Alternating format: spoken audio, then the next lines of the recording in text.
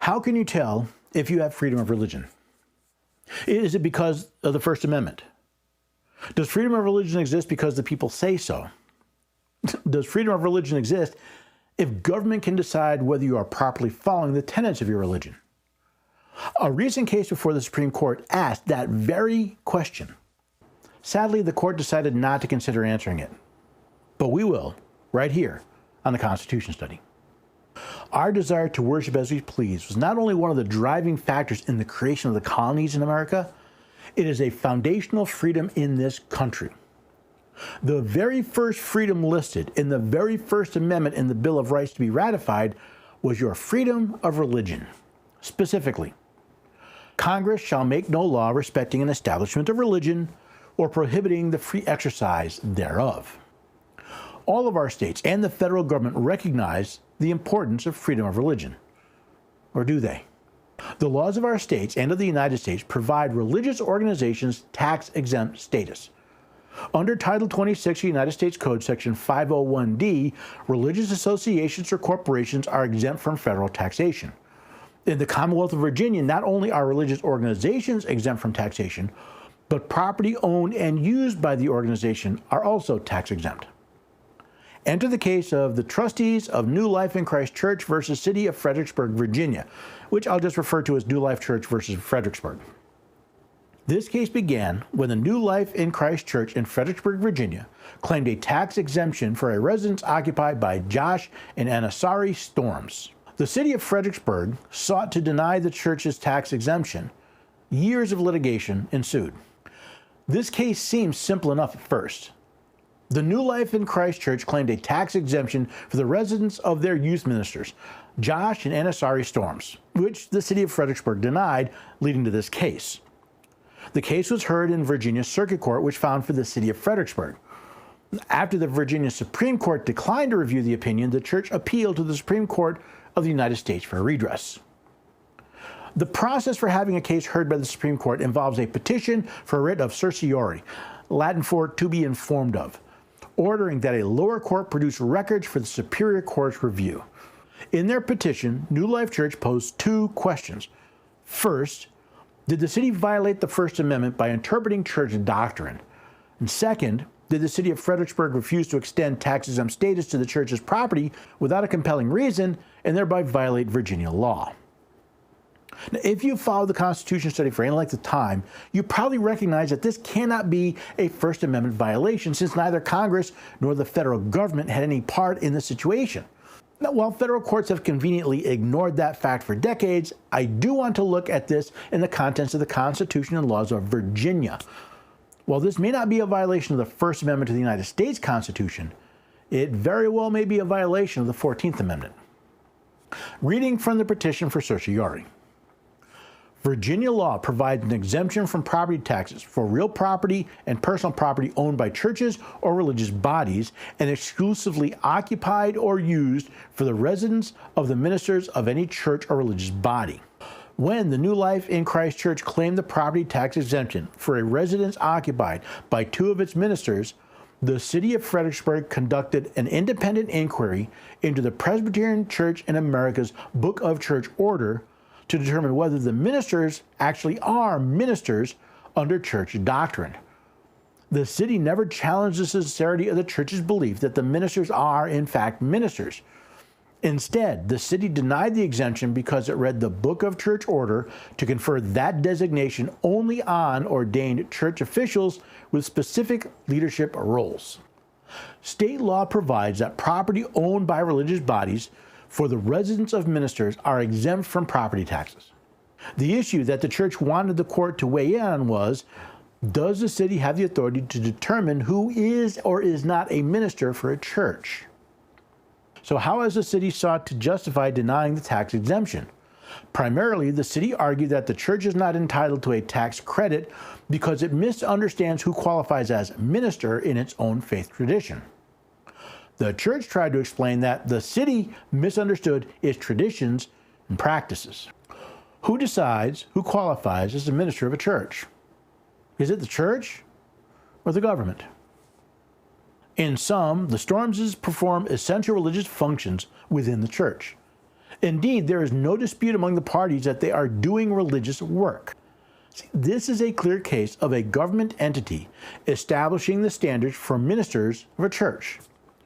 The city of Fredericksburg not only claimed the authority to interpret the Presbyterian Church of America's Book of Church Order to the New Life Church, which is a member of that denomination, but to override the church's interpretation of that book.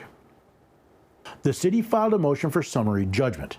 In support, it relied on the Presbyterian Church of America's Book of Church Order, which governs the church, to argue that the Stormses are not ministers as understood by the church.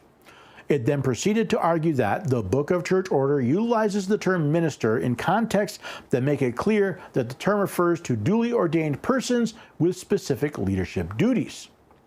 In response, the church argued that the city had misinterpreted the Book of Church Order. In particular, the church explained that while it is true that in order to deliver sermons to the congregation, a person doing so must be an ordained minister, there is nothing in the Book of Church Order that prohibits a particular church from hiring ministers to serve as messengers and teachers of the faith. On the contrary, Section 12 of the Book of Church Order provides each church rather broad authority to govern its own affairs, which would include the ability to hire ministers to cater to specialized groups, such as youth. Isn't the city not only establishing a religious test for church ministers, but by interpreting their governing convention, establishing oversight of the church itself? Since the question of tax-exempt status is a state matter, such a test would be a violation of Article 1, Section 16 of the Constitution of Virginia. And the General Assembly shall not prescribe any religious test whatever, or confer any particular privileges or advantages on any sect or denomination. Furthermore, by determining who qualifies as a minister, the city of Fredericksburg further violated Article 1, Section 16. But all men shall be free to profess and by argument to maintain their opinions in matters of religion, and the same shall nowise diminish, enlarge, or affect their civil capacities. But it shall be left free to every person to select their religious instructor. Even in its opposition to the church's appeal, the Virginia Supreme Court said, the city conceded that the statute providing a limited exemption from taxation of real estate says to churches or religious bodies, you tell us who your leader is and if they reside in church-owned property, and we will exempt that property from taxation. However, the Circuit Court could not recognize this violation not only of the laws and Constitution of Virginia, but the idea of freedom of religion. And since the Supreme Court of Virginia was unwilling to hear the case, we find ourselves at the Supreme Court of the United States. I do not know why the Supreme Court decided not to grant certiorari in this case. Yes, the First Amendment claim fails based on the plain language of the document, but that's never stopped this court before. There can be any number of reasons why 4 of the 9 justices were unwilling to hear the case. Since only Justice Gorsuch was willing to publish his opinion, we'll never know the reasons why. In his dissent, Justice Gorsuch does give us a sense of the travesty of justice the court has delivered to the church. I would grant the petition and summarily reverse. The First Amendment does not permit bureaucrats or judges to subject religious beliefs to verification. About this, the court has spoken plainly and consistently for many years. The framers of our Constitution were acutely aware how governments in Europe had sought to control and manipulate religious practices and churches. They resolved that America would be different. In this country, we would not subject to the arrogant pretensions that secular officials may serve as competent judges of religious truth. Instead, religious persons would enjoy the right to decide for themselves, free from state interference, matters of faith and doctrine. Since the city of Fredericksburg refused to abide by the laws of Virginia and deny the New Life Church the equal protection of the laws of the Commonwealth, I believe there is sufficient evidence to claim a violation of the 14th Amendment to the Constitution of the United States. Sadly, just as the courts of Virginia have acted as accessories to this crime, the Supreme Court has allowed this injustice to proceed. I can only hope that Justice Gorsuch's conclusion is correct. This case may be a small one, and one can hope that the error here is so obvious it is unlikely to be repeated anytime soon. But I would correct it. Bureaucratic efforts to subject religious beliefs to verification have no place in a free country. So let us return to my opening question. How can you tell if you have freedom of religion?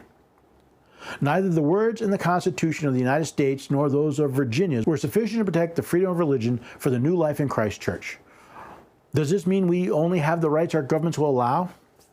Is the only protection for your most precious freedoms a judicial system corrupted by politics and self-importance? Those in the city of Fredericksburg who have denied this church their rights work for the citizens of that city. The governor who executes the laws of the Commonwealth works for the people. If they are unwilling to follow the laws created by the representatives of the people, they should be removed. If the people of the Commonwealth of Virginia are unwilling to hold their elected officials accountable, they have no one to blame except themselves. If we want freedom of religion, then we, the people, must defend it. Otherwise, we resign ourselves to be subject to those we hired to protect our rights.